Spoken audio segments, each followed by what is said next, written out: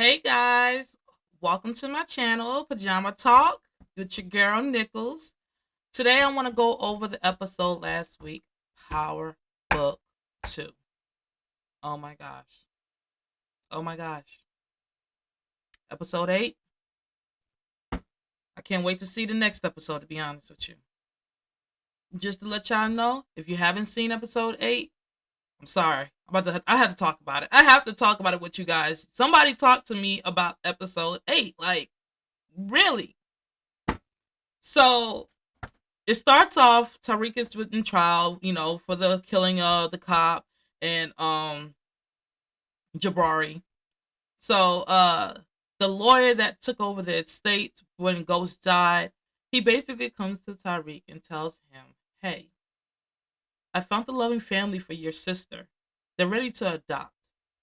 This is what your father wanted. He knew that your mother and you would basically be screw ups. And the plan is to change her name and have a sealed adoption where you and her cannot find her."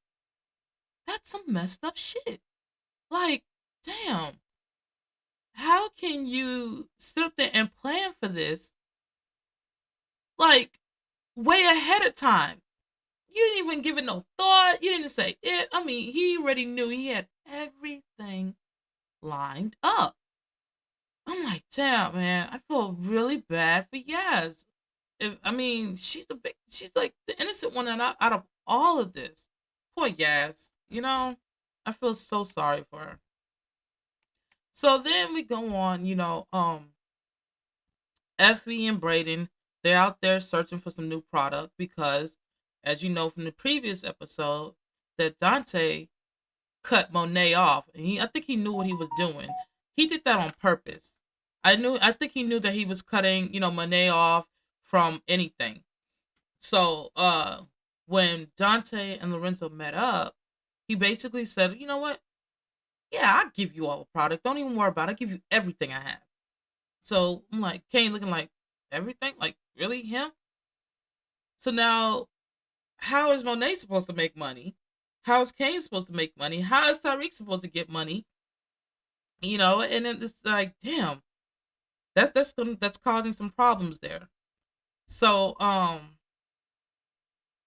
Tyreek comes up with this plan and says, "Hey, uh, I can get product.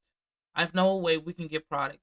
So he calls a meeting with Kane. He calls a meeting with Monet. He calls a meeting with Effie and Brayden, and they all sit down to talk and to discuss how can we get money.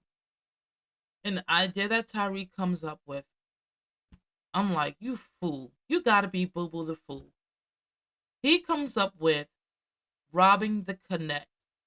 And he's sitting up there talking with it with Kane. I'm like, I would not trust Kane at all. Why would you even sit up there and even have an idea like that with Kane? You got to be crazy. You got to be bananas to be sitting up there talking about robbing Kane's Connect. And so he's sitting up there having a conversation. I'm like, you're having a conversation with two people I definitely would not trust at all with your life. Because Monet is gonna ride, even though it's her son who's always fucking up. She's still gonna ride with her son, right?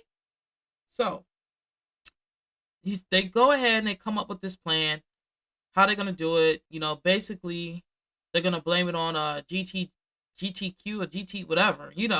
That group. So I'm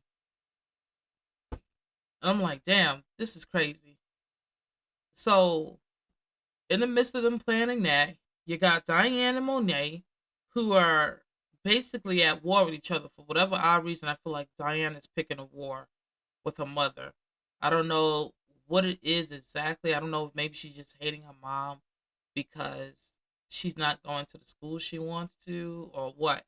But, you know, that's I don't know. I don't get it, but it is what it is. So she's sitting up there. She knows that there was a man that told Zeke last week, "Hey, I'm your father," and Monet is like, "No, your father's dead. Don't even worry about it." So the name Dante popped up when Zeke told Diane. Then she hears her mom. She's spying on her mother, and she hears her mother saying, like, talking to Diane, saying like, "Hey, stop calling me. You can't do this anymore. So I guess she's putting two to two together. And then she starts searching in her mom's room. She's like, okay, what's going on here? This, you know what I'm saying? Like, I need to get to the bottom of this for whatever odd reason. She wants to play PI. And she goes snooping through it and finds a baby picture and this and that. Calls up Vital Records basically and says, hey, uh, I need a birth certificate. Oh, do you have a birth certificate for Ezekiel Cross? I'm like, God damn, you really want to know what the fuck your mama been doing? So then, Monet, she does the same thing, starts snooping through Diane's drawers and stuff like that, comes across some condoms, and figures like, oh, so you out here having sex. And she can only think, like, so you only having sex with one person because you always up under Tyreek. So they kind of put that together. Um, then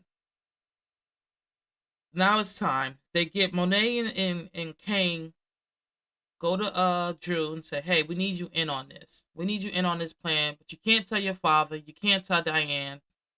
All these secrets, they just come together like everybody's having secrets. Everybody got to tell a secret behind each other's back. Don't let this one know. Don't let that no. It's everything is just so secretive with the whole family, everything. So they come into play, they uh they get Drew on board with the plan. Then you got to go back to um Davis McClain. Wow. Method Man, he's playing the hell out of this role. I love it. I love his character. When I tell you I love Method Man's character, I think this was the perfect character they gave to Method Man. He is no joke. He is a beast in that courtroom. A beast. So somehow he sits there. They have the recording of Tariq talking to Jenny, saying, letting them know, like, hey, uh, Professor Jabari didn't write that book about Brayden. Trust me, I know, because he told me. Which I'm like, damn. Oh well. And which I felt like wasn't that much incriminating, but yeah, he said he told me, I know, on a recording. So Davis didn't know nothing about the recording, and finally, when he did hear about the recording, he sits there and hints to Tyreek like, "Hey, I can't play this recording to you, but if you happen to listen to it, you happen to listen to it, but I can't play it for you." And he walks out the room. Tyreek listens and hears who it is, and it's Jenny and him talking. So that being said, so now we're thinking like, oh, once again, Tariq has no choice but to kill Jenny because she knows too much, or this evidence is, against her, against him, and so she has to go. That's what I was thinking, but kind of switched up on me. He goes to Professor Milgram, Carrie, and says, "Look, you got to take the stand for Jenny because if you don't, she's gonna be in trouble. She's gonna get hurt, and you thinking I'm the one that's gonna do it. It's not me." Nobody needs her up there to testify. So you need to get up there and you need to lie on the stand saying, hey, you knew this information. And so we all know Carrie's history with having sex with the lead detective on the group. She had sexual intercourse with McClain. She had sexual intercourse with Jabari. She had sexual intercourse with Zeke. I mean, she has all these people that she has sexual intercourse with. She just had to know that it was going to come up in court. Well, leave it to Davis McClain. When he got up there and she got on the stand, he let all of that out the bag. Like, basically, you can't be trusted. You lied. You had all these relationships with everybody that plays a part in this trial.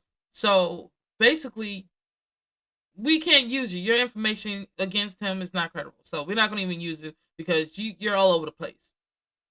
And so, I mean, he tore her a new one. He did. He tore her a new one. And I think she felt the pressure on it. Um, she just had to knew what was going to come next. To me, I would have thought by saying that and getting up on the stand, she had to knew what was going to come next, especially when it came down to her career, her name, all of that.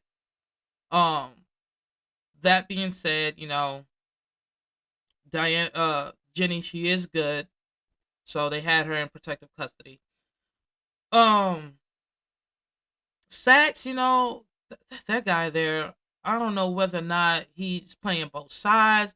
I think he don't know whether he's coming or going. He don't know if he wants to be Team McClain or he wants to be on the prosecuting attorney side. Like, he's just doing too much. And I feel like, honestly, if they didn't kill Sax off yet, I'm still trying to see how this man survived. Out of all of it, he still survived. Um, but yeah, either or. You got, let's see. Also, what happens? Oh yeah.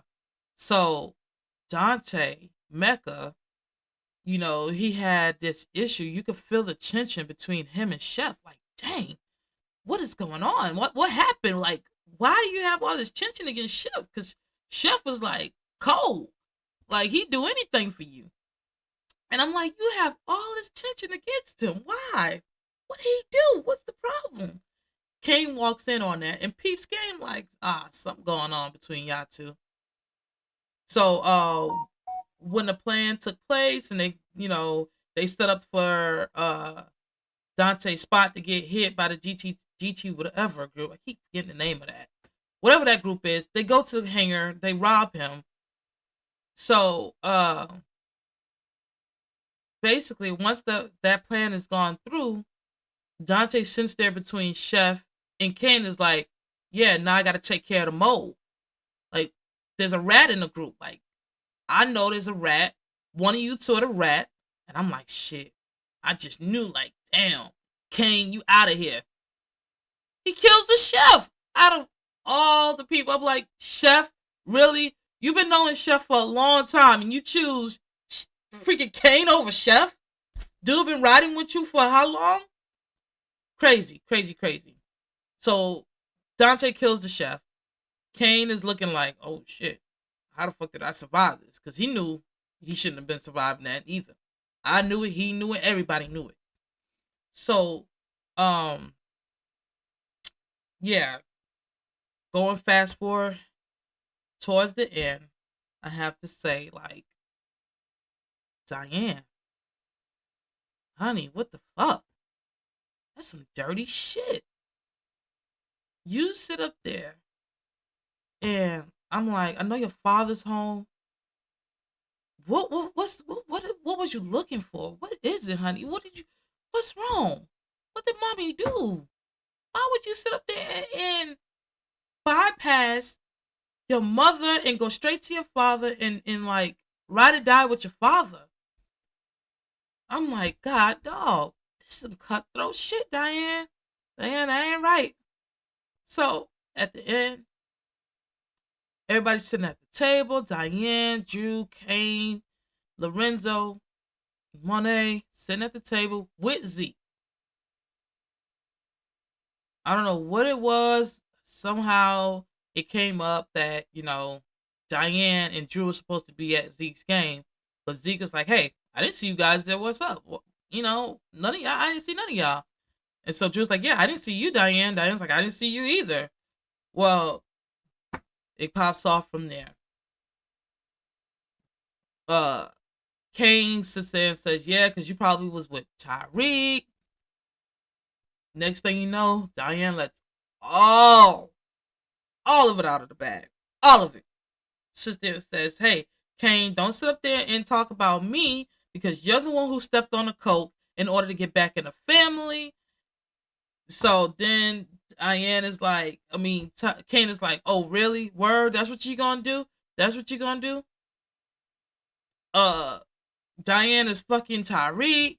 Then it's like, oh, Kane drops the bomb on Drew. Like, oh yeah, he didn't clip oh boy yet, his boyfriend. And Zeke's like, wait a minute, you were supposed to kill my friend. That's my teammate. What the hell?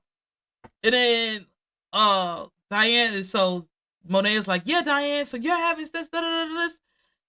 Diane's like, don't sit up here and act like I'm so this and that because you're sitting up there hiding a secret.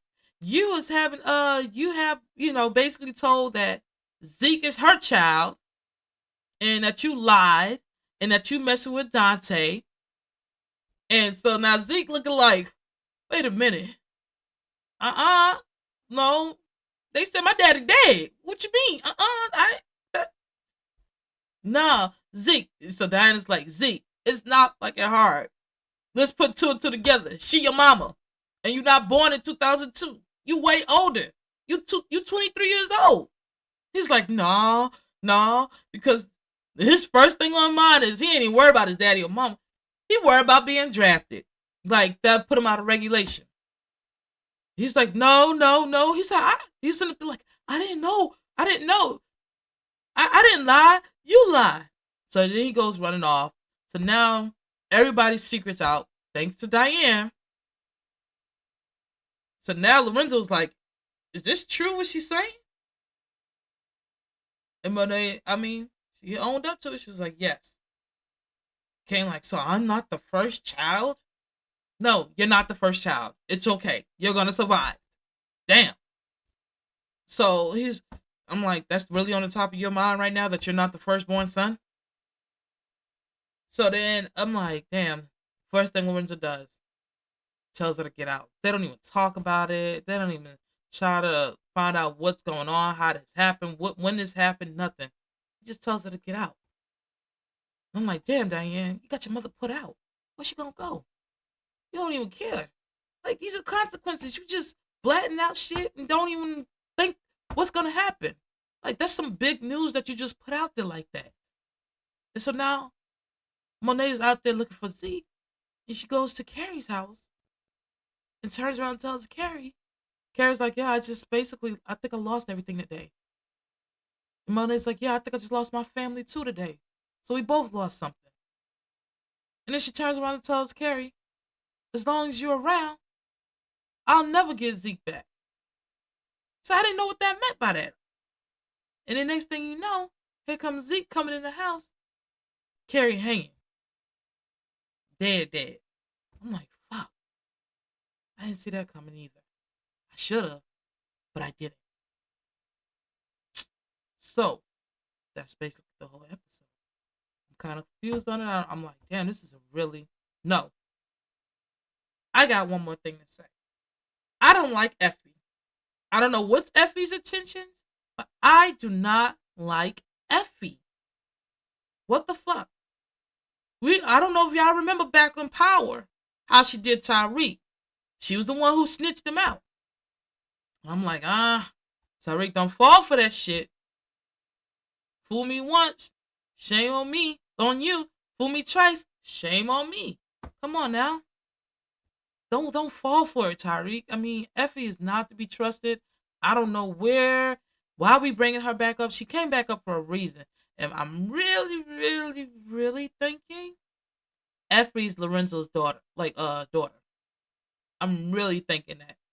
Like, I really think Effie and Lorenzo are tied in together. Somehow I feel like this is gonna come up where it's gonna be like, Tyreek, you gotta be dead. You gotta go. I don't know. But that's just my plans. That's just me thinking. Because somehow Effie's real sneaky. Like, you wasn't feeling him, now you feeling him. This and that. Like, nah, I think she's trying to distract you for a bigger picture. What that distraction is for, I don't know. But I feel like that distraction is like, it's coming. It's the reason. It's a reason. Because I'm like, come on now. Effie, you got something up your sleeve. What it is, I don't know. But we're going to find out. I'm going to find out. So, yeah, that's my take on it.